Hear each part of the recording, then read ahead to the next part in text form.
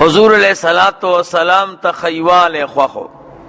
بل روایت کے راضی حضرت ام عطیہ رضی اللہ تعالی عنہا فرمائے وَإِذَا نبی علیہ الصلوۃ والسلام لور مبارک وفات شیوا سو کوئی دا حضرت زینب رضی اللہ تعالی عنہا او سو کوئی ام کلثوم رضی اللہ تعالی عنہا او سو کوئی حضرت رقیہ رضی اللہ تعالی عنہا. محدثینوں پر کے اختلاف تھا.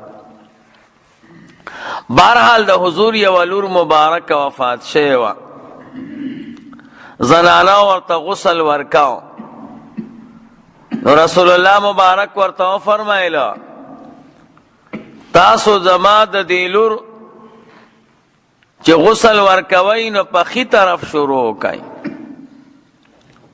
او پیله ورته هغه ځایونه ووینځئ چې کم په چاراندام کې وینځل کېږي. معنی دا چې مړي ته غسل ورکوي نو اول ورته چاراندام وکړي. دا زمونږ او ستاسو د شریعت مسله هم ده.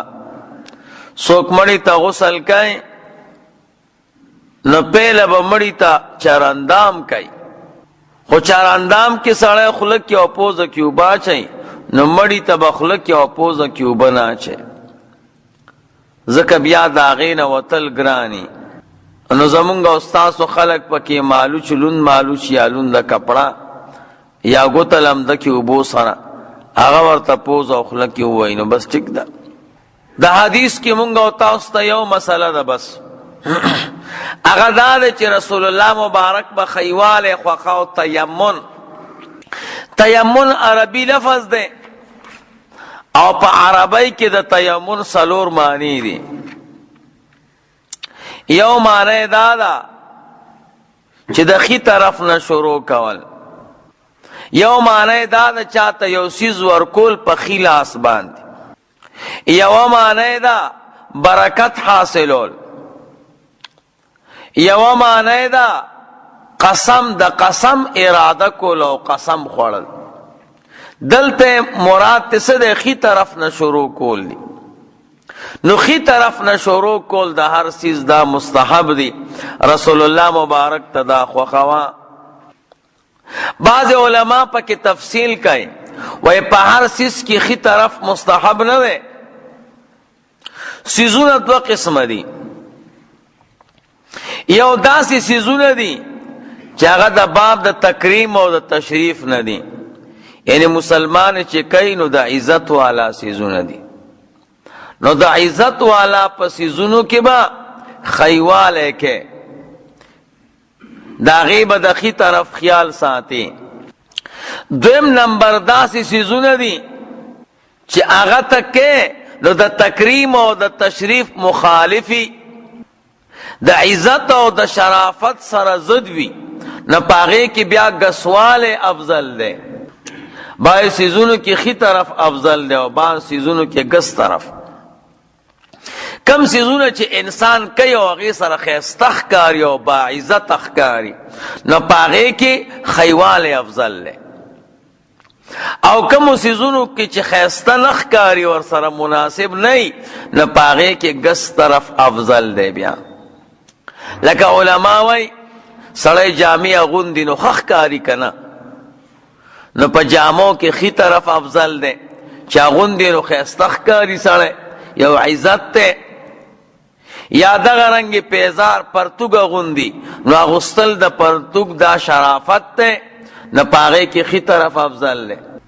یا موزې پڼې سپلی وغیره پیزار اغوندي نو دې دا شرافت دی نو خي طرف پکې افضل دی.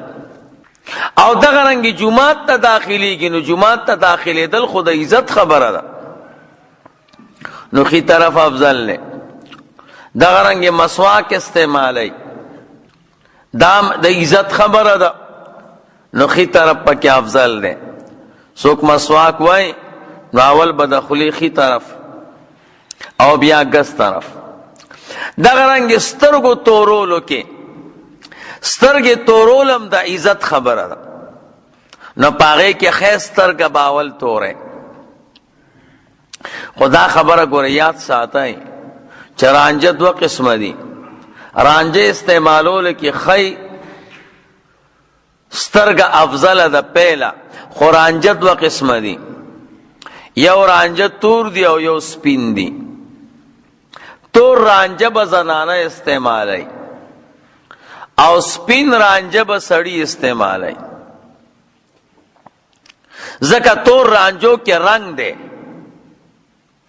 نو دا د زنانو صفت دی، او سپینو رنجو کې رنگ نشته، نو دا به سړی استعمالی. انکه د یو سړی سترګې خوږ وي او ډاکټر او حکیم ورته ووی چې ته به تور رانجه سترګو کې واچې نو هلې به دې سترګې ټیک کېږي، نو بیا خو ټیک ده.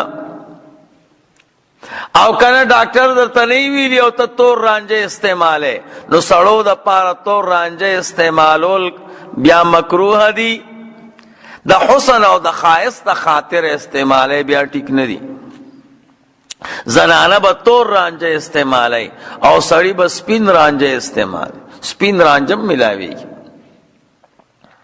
نو زمونږ اکثر ملګری وای رانجه استعمالول سنت دی، نو تور رانجه په سترګو کې اچوي او زبردست سترګې تورې کړي. نو دې ته اصل کې مسله نه ده معلومه. د الله بنده ته خو زنانه نه کنه چې سترګې تورې،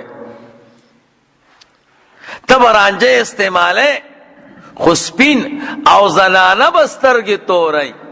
نو رنجو استعمال کې چې سړی استعمالی سپین رانجه به استعمالی او خی سترګه کې باچي، زنانه به تور رانجه استعمالی او خی سترګه کې باچي.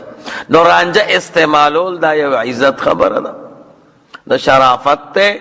نو ځکه دی کې خیوال افضل ده. دغه رنګ نوکان کټ کول ښه خبره ده، د عزت خبره ده. چا نوکان اوږدی ښایسته خو نه ښکاري، نو نوکانو کې اول د ښي لاس او د ښی خپې کټ کول افضل. دغه رنګې بریتونه کمول، چا لوی لوی بریتونه پریښي ښایسته خو نه ښکاري، نو د دې کمول یو عزت ته یو شرافت ته. نو اول به ښي طرف بریتونه کمې او بیا ګس طرف. دغه رنګې سر ګمس کول یا ګیره ګمنس کول، نه په دې کې ښي طرف افضل دی، ځکه دا یو شرافت ته یو عزت ته. دغه رنګې سړی د ترخونو نه ویښته وباسي، نو دا ویښته ویستل شرافت ته عزت ته، نو اول به د ښي طرف نه وباسي. دغه رنګ سر خریل، سر خریل هم یو عزت ته یو شرافت ته، نو دې کې ښي طرف افضل دی. دغه رنګ مونځ کې سلام اړی، نو اول به ښي طرف ته سلام اړی بیا ګس طرف ته. دغه رنګ چاراندام کې چې کوم اندامونه وینځي دا شرافت ته عزت ته، نو اول ښي طرف او بیا ګس طرف. دغه رنګ بیت الخلا نه وځي او دسماته دې وکړه او بیا تې وځي، نو دا وتل د بیت الخلا نه شرافت ته، نو اول به ښی خپه بیا مخکې کې. دغه رنګ خوراک کولم شرافت ته، سړی خوراک نه کوي دا هم کمزوري ده، نو په خوراک کې ښی لاس باندې خوراک کول دا افضل دی. دغه رنګ سکاک کول په دې کې ښی لاس افضل دی. دغه رنګ چا سره لاس ملاوي، نو ښی لاس ورکول افضل دی، خو ګورې دواړه خو ښی لاس به مخکې کې. دغه رنګ حجر اسود ښکلی، نو د حجر اسود ښي طرف ته ښکلول یا په حجر اسود باندې لاس مګي استلام کې، نو ښی لاس په حجر اسود کې خودل دا افضل دی. بس تاسو بیا په خپله سوچ کوئ کم سیز چې انسان په کولو باندې ښایسته ښکاري او باعزته ښکاري، نو په هغې کې خیوالی افضل دی. او د کم سیز په کولو چې ښایسته نه ښکاري، شرافت نه، نو هغه بیا هغې کې ګسوالی افضل دی. نو بیا به پکې تیاسر کې، لکه ګوره یو سړی بیت الخلا ته دننه کېږي، نو ښایسته نه ښکاري ګورې، نو په هغې کې به ګسه خپه بیا مخکې کې. او دغه رنګې یو سړی د جومات نه وځي، د جومات نه وتل خو د مسلمان د شان خلاف دی، نو ګسه خپه به مخکې کې. دغه رنګې پوزه صفا کې، نو سړی ورسره ښایسته نه ښکاري، نو په ګس لاس به یې نیسي پوزه. دغه رنګ استنجا کې نو دام ښایسته سړی نه ښکاري، نو په ګس لاس استنجا کول. دغه رنګ جامې وباسي، کمیس وباسي، جامې د ځان نه لرې کې نو اول ګس طرف. دغه رنګ پرتوګ وباسي نو اول ګس طرف. دغه رنګ موزي وباسي نو اول ګس طرف. مقصد دا دی چې کم سیز د پکولو باندې انسان باشرفه نه ښکاري، ښایسته نه ښکاري، نو په هغې کې ګسوالی افضل دی. او کم سیز کې چې باشرفه ښکاري نو په هغې کې ښیوالی افضل.